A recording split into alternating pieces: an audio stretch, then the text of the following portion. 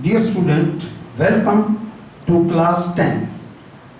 I am your physics teacher, Sir Afzal. I am going to teach you chapter number 1, Introduction.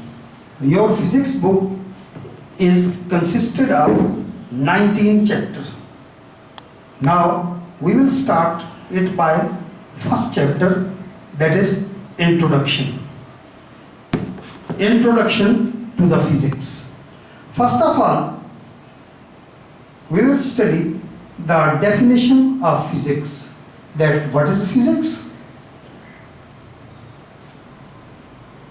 The branch of science which deals with matter, energy and interaction between them is called physics.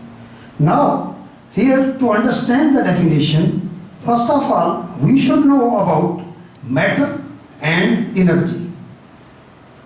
Matter और energy, matter जैसा कि आपने class 9 में पढ़ा होगा कि matter क्या होता है। मैटर हर वो चीज जिसका वॉल्यूम हो, वेट हो, उसको हम मैटर कहते हैं। वो चीज विजिबल हो या विजिबल ना हो, मैटर से ही बनी है। उसके बाद आता है energy. What is energy? Energy is the ability to do work. Energy is the ability to do work, यानी कोई भी हम काम करते हैं, इवन कि हम अपने बॉडी ऑर्गन्स को मूव करते हैं, उसके लिए हमें एनर्जी चाहिए।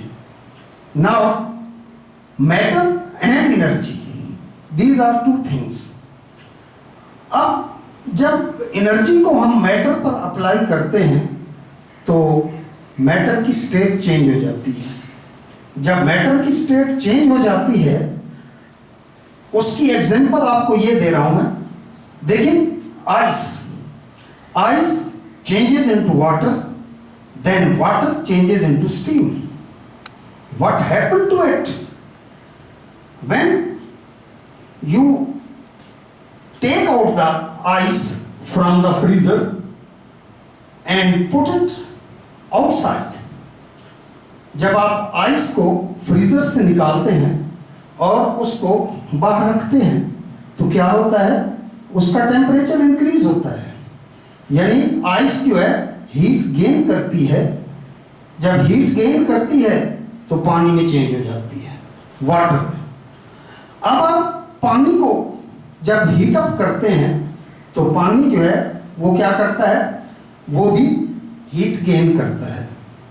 जब वो हीट गेन करता है तो वो स्टीम में चेंज हो जाता है, यानी स्टीम इज अ गैस। आपने देखा कि आइस पहले सॉलिड थी, फिर लिक्विड बन गई और फिर गैस बन गई। तो इसमें हुआ क्या कि एनर्जी, हीट एनर्जी ने आइस से इंटरेक्ट किया, उसका टेम्परेचर राइज हुआ तो पानी में चेंज हो गई। अब आपने पानी को बॉयल किया, वहां पर भी हीट एनर्जी ने इंटरेक्ट किया और आपका वाटर जो है वो स्टीम में चेंज हो गया। Now come to the definition again. The branch of science which deals with matter, energy and interaction between them is called physics. Now in this book the second topic is branches of physics.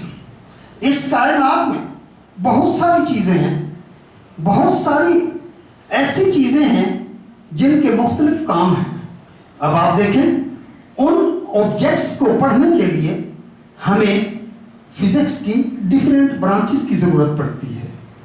तो physics की आपके syllabus में 9 branches हैं। Mechanics, electricity, solid state physics, electromagnetism, atomic physics, nuclear physics, plasma physics, biophysics and astrophysics. We will study these branches one by one in next class. Okay, thank you.